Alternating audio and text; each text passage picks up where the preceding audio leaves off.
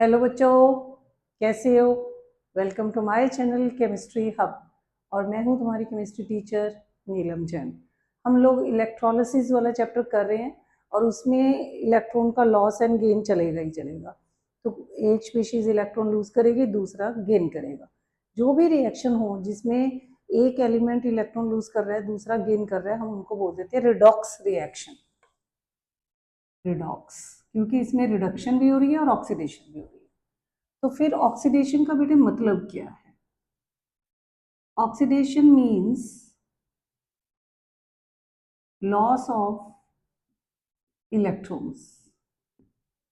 अब तुम लोग के दिमाग में आता होगा बच्चे कि क्यों ऐसा लॉस हो रहा है, क्यों गेन हो रहा है।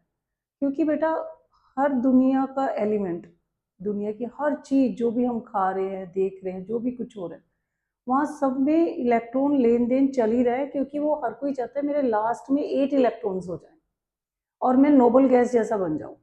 नोबल गैसेस सिर्फ हमें 8 नोबल गैसेस पता हैं। और वो नोबल गैसेस का मतलब है कि उनका भगवान ने अपने आप ही automatically outermost shell complete करके भेजा है। उसमें 8 इलेक्ट्रॉन्स हैं, हीलियम को छोड़ के। हीलियम के पास उसका फर्स्ट शेल ही है और उसमें 2 इलेक्ट्रॉन है। फर्स्ट शेल अगर लास्ट वाई मतलब वो लास्ट है और फर्स्ट भी है, तो उसमें 2 इलेक्ट्रॉन होने चाहिए। और उसके बाद जितने भी कोई शेल है वहाँ पे 8 इलेक्ट्रॉन्स होने चाहिए और उसको बोला जाता है ऑक्टेट। तो किसी के पास भगवान ने 3 इलेक्ट्रॉन डाल के भेज दिए, किसी को 4 भेज दिए डाल के, किसी को 7 भेज दिए। तो वो हर कोई अपने बस इधर उधर कंबाइन होके अपने अपने लास्ट वाले शेल में 8 इलेक्ट्रॉन्स करने की कोशिश करते हैं। अब जब वो 8 इलेक्ट्रॉन करने ही है बेटा उन्होंने लास्ट में, तो इसमें भी एक रूल है कि कोई 3 से ज़्यादा नहीं ले सकता, कोई 3 से ज़्यादा किसी को दे भी नहीं सकता। लॉस एंड गेन भी बेटा कुछ लिमिटेड होता है, ये नहीं जितना मर्जी कोई इलेक्ट्रॉन दे दे। तो लॉस ऑफ इलेक्ट्रॉन, अब अगर हम कहें कि कोई एलिमेंट है जो इलेक्ट्रॉन लूज कर रहा है, तो उसका मतलब वहाँ पे ऑक्सीडेशन हो गई। ठीक है।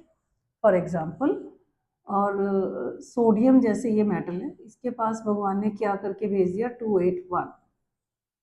देखो 281, लास्ट में इसके तो 1 इलेक्ट्रॉन डाल के भेज दिया।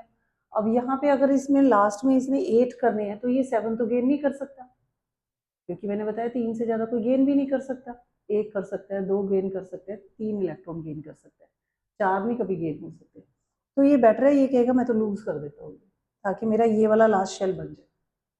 ठीक है ना। और क्लोरीन ने क्या करना है, क्लोरीन को 287 से बना के भगवान ने भेज दिया। अब ये इसके पास आउटर मोस्ट शेल में 7 इलेक्ट्रॉन है। क्लोरीन कहेगा मुझे अगर कोई एक दे देना तो मेरे यहाँ पे 8 हो जाएंगे। सोडियम सोच रहा है मैंने एक देना है, क्लोरीन सोच रहा है मुझे एक चाहिए। कितना अच्छा कॉम्बिनेशन हो गया। तो ये इलेक्ट्रॉन परमानेंटली क्लोरीन के पास चला जाता है। अब सोडियम के सोडियम का एक इलेक्ट्रॉन कम हो गया। जब भी इलेक्ट्रॉन कम होते हैं तो पॉजिटिव चार्ज आ जाता है, क्योंकि उनके पास इलेक्ट्रॉन और प्रोटॉन में प्रोटॉन का नंबर बढ़ गया। अब देखो यहाँ दोबारा से एक और चीज समझाती हूँ। सोडियम के अंदर प्रोटॉन भी 11 थे, इलेक्ट्रॉन भी 11 थे। जितने इलेक्ट्रॉन होते हैं उतने ही प्रोटॉन होते हैं। प्रोटॉन के ऊपर पॉजिटिव चार्ज होता है और इलेक्ट्रॉन के ऊपर नेगेटिव चार्ज होता है। क्लोरीन के केस में 17 प्रोटॉन है, पॉजिटिव चार्ज 17 है, और 17 ही इसके पास इलेक्ट्रॉन है, नेगेटिव चार्जेस भी 17 है। ठीक है। अब जब इसने एक इलेक्ट्रॉन इधर शिफ्ट कर दिया, तो प्रोटॉन को तो नहीं ना दिया किसी को भी, प्रोटॉन तो अभी भी वहीं पे उतने ही है। इसके पास प्रोटॉन 11 ही है, इसके प्रोटॉन 17 ही है। इन्होंने प्रोटॉन का लेन देन नहीं किया, सिर्फ इलेक्ट्रॉन दिए या लिए गए। यहाँ पे अब सोडियम और साथ में आ गया क्लोरीन। मैं ये साइन क्यों डाल रही हूँ, अब तुम्हें यहाँ समझ आएगा। देखो बेटा, इसकी पहले अपन कॉन्फ़िगरेशन देखें, 281 बन गई, इसने तो एक इलेक्ट्रॉन लूज कर दिया। इसकी कॉन्फ़िगरेशन होगी 288। देखो दोनों के ही आउटरमोस्ट शेल में 8 इलेक्ट्रॉन आ गई, एक काम खत्म। अब हम चेक करते हैं कि इसके प्रोटॉन में क्या क्या हुआ बेटा। प्रोटॉन अब इसके पास अभी भी 11 ही है, पॉजिटिव चार्ज अभी भी 11 है। ठीक है, पॉजिटिव चार्ज 11 है, पर इलेक्ट्रॉन अब इसके पास 10 रह गए बेटा, नेगेटिव चार्जेस 10 रह गए। तो क्या चीज एक्स्ट्रा रही इसके पास, कौन सा चार्ज एक्स्ट्रा हो गया, पॉजिटिव, क्योंकि पॉजिटिव 11 है। तो इसके पास 1 प्लस, हमने ऐसे करके लिख दिया कि एक प्रोटॉन ज्यादा है, इलेक्ट्रॉन अब ये कम हो गया। तो उसको कैसे शो करते हैं, पॉजिटिव चार्ज डाल के। पॉजिटिव का जितने पॉजिटिव डाले जाओगे ऊपर उतने इलेक्ट्रॉन्स कम है पर प्रोटॉन ज़्यादा हो गए। क्लोरीन के केस में आओ, यहाँ पे क्लोरीन में प्रोटॉन 17 अभी भी है, पॉजिटिव चार्ज अभी भी इसके पास 17 है, पर इलेक्ट्रॉन इसके पास 18 हो गए, नेगेटिव चार्ज इसका इंक्रीज हो गया। तो इलेक्ट्रॉन के ऊपर नेगेटिव चार्ज होते हैं, कितने इंक्रीज हो गए, 1, इसलिए हमने -1 1 लिखने की ज़्यादा जरूरत नहीं होती। इससे ज़्यादा अगर हो, 2 चार्ज ज़्यादा हो जाए, 3 हो जाए, तो नंबर डालना पड़ता है। 1 के लिए सिंपल सिंबल ही डाल दो तो चल जाता है काम, राइट। ये तुम्हें इलेक्ट्रॉन वाइज मैंने सारा समझा दिया। अब सोडियम ने देखो बेटा क्या किया, इलेक्ट्रॉन लूज किया ना सोडियम के केस में, तो हम ऐसे डाल के एरो डाल दें, लॉस ऑफ इलेक्ट्रॉन हुआ है यहाँ पे, उसको बोलते हैं ऑक्सीडेशन हो गया। तो सोडियम की ऑक्सीडेशन हुई है। आंसर हम क्या लिखेंगे, sodium is oxidised, sodium oxidised हुआ है। इनटू किस में हुआ है बेटा, वो Na पॉजिटिव में, sodium is oxidised into Na positive. और किसने मदद की, अगर ये इलेक्ट्रॉन दे रहा है तो Cl ने लिया भी तो है, तो Cl इसका, Cl इज ऑक्सीडाइजिंग एजेंट, ये एजेंट है बेटा, इसने मदद की ऑक्सीडेशन में। अब मैं इस साइड क्लोरीन के बारे में लिखूं, क्लोरीन ने इलेक्ट्रॉन गेन किए हैं, कैसे लिखे हैं यहाँ पे, चलो यही छोटा सा डाल के कर देते हैं। गेन ऑफ इलेक्ट्रॉन हुआ है यहाँ पे, गेन ऑफ इलेक्ट्रॉन का मतलब होता है रिडक्शन, तो तुम कहोगे chlorine is reduced into Cl negative ion. किसने मदद की, अगर क्लोरीन ने इलेक्ट्रॉन गेन किया है तो किसने दिया, इस सोडियम ने दिया, तो सोडियम इज रिड्यूसिंग एजेंट।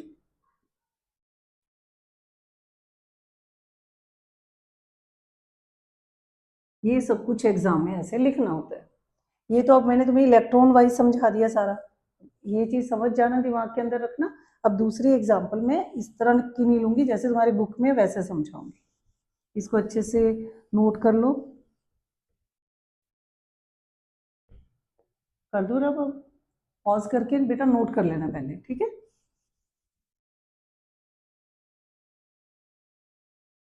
एक और केस तुम्हारी बुक में दिया हुआ है, मैं वो सॉल्व करके बताती हूँ।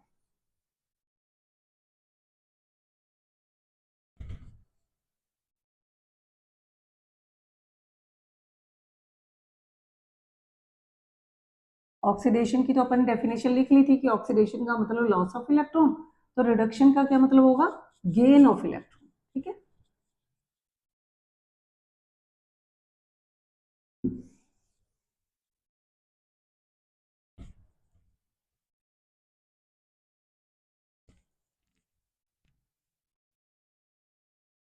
रिडक्शन की भी डेफिनेशन लिख देती हूँ मैं, reduction means gain of electron. अब एक एग्जांपल तुम्हारे कॉपर सल्फेट की दी हुई है, कॉपर सल्फेट प्लस आयरन की रिएक्शन हुई।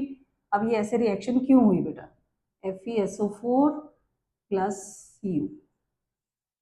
पहले तो मुझे इनके ना ये देखना पड़ेगा कि किसने ऑलरेडी इलेक्ट्रॉन कितने लूज किए हुए हैं, कितने गेन किए हुए हैं, क्योंकि एक सिंगल एलिमेंट तो है नहीं।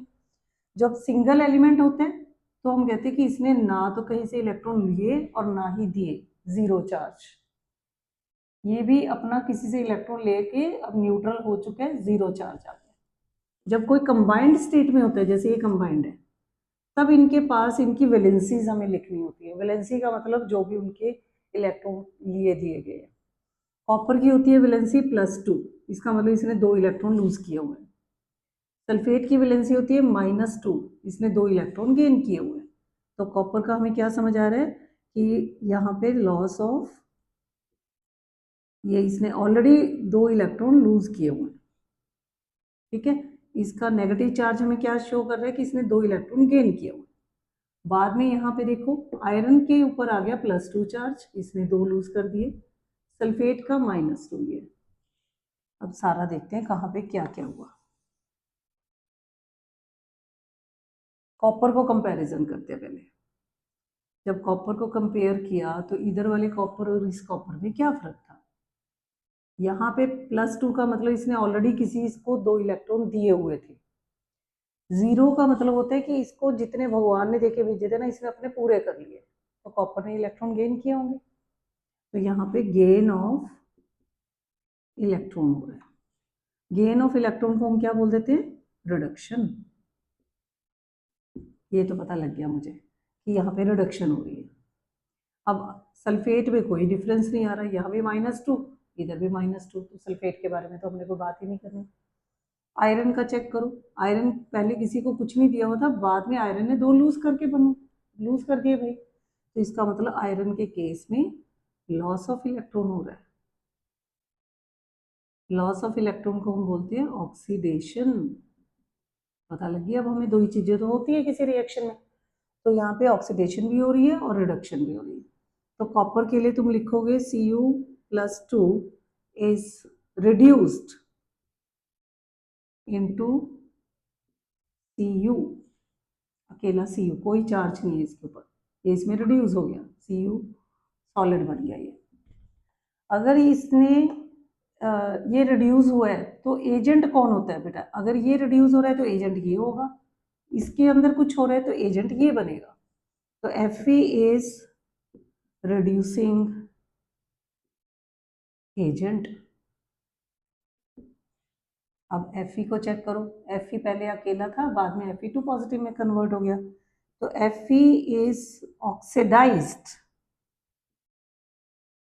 Into Fe2 positive charge. Fe 0 से पॉजिटिव टू पॉजिटिव में चला गया। अगर इसने इलेक्ट्रॉन लूज किए हैं तो इसने पक्का गेन भी तो किए थे ना, तो ये एजेंट बन गया बेटा। Cu2 positive is oxidising agent. तो ये 4 चीजें एग्जाम में लिखनी होती है, इनमें से कोई भी चीज पूछ सकते हैं। तो कोई भी ऑक्सीडेशन रिडक्शन रिएक्शन, जिसको हम कॉमन में बोल देते हैं रिडॉक्स रिएक्शन, क्योंकि इसमें रिडक्शन भी हो रही है और ऑक्सीडेशन भी हो रही है, तो एक जगह पे इलेक्ट्रॉन का लॉस होगा, एक तरफ इलेक्ट्रॉन का गेन होगा। वो स्पीशीज तुम्हें ढूंढनी पड़ती है कि कहाँ इलेक्ट्रॉन लूज हो रहे हैं और कहाँ गेन हो रहे हैं। एक पहली वाली रिएक्शन मैंने तुम्हें इलेक्ट्रॉन वाइज समझा दी, ये रिएक्शन मैंने वैलेंसी वाइज समझा दी कि वैलेंसी के अकॉर्डिंग हम इसको कैसे ढूंढेंगे, कहाँ ऑक्सीडेशन हो रही है, कहाँ पे रिडक्शन हो रही है। कंपाउंड जो होगा उसकी वैलेंसीज लिखो, पहले वाले जो एलिमेंट है उसकी पॉजिटिव वैलेंसी होती है बेटा, पीछे वाले की नेगेटिव। जो अकेला एलिमेंट है उसकी वैलेंसी 0, फिर यहाँ पे ये इसकी पॉजिटिव वैलेंसी होगी, इसकी नेगेटिव, और इसकी वैलेंसी 0। ये सारी हमने लिख ली। ये 0 से +2 में जा रहा है, तो इसने लूज कर दिए 2 electron. Loss of electron is known as oxidation, तो इसलिए ये ऑक्सीडाइज हो गया। Cu2 पॉजिटिव से 0 पे चला गया, मतलब इसने ऑलरेडी पहले 2 इलेक्ट्रॉन दिए थे, अब तो गेन कर लिए। 0 पे जाने का मतलब है कि अब उसने ना किसी को दिए हैं ना लिए, तो 0 कब बनेगा। अगर वो तो कह रहे हैं मैंने पहले ही 2 दिए हुए भाई, पहले मुझे मेरे वापस करो तभी तो नॉर्मल बनूंगा मैं। तो इसने 2 इलेक्ट्रॉन अपने लेके बिल्कुल नेचुरल जो भगवान बनाते हैं वो नॉर्मल बन गया। तो यहाँ पे गेन ऑफ इलेक्ट्रॉन हो रहा है, गेन ऑफ इलेक्ट्रॉन को हम बोलते हैं रिडक्शन, और लॉस ऑफ इलेक्ट्रॉन को बोलते हैं ऑक्सीडेशन। दोनों ये रिएक्शन साइडवेज चलती है हमेशा, तो इसीलिए हम इसको बोलते हैं कि ये रिडॉक्स रिएक्शन है। इसको अच्छे से देखना बेटा, अगर किसी को कोई भी डाउट आए तो कमेंट बॉक्स में लिखना। रिएक्शन अच्छी लगी, ये टॉपिक अच्छा लगा, तो पक्का मेरी वीडियो को लाइक करो, शेयर करो, सब्सक्राइब करो।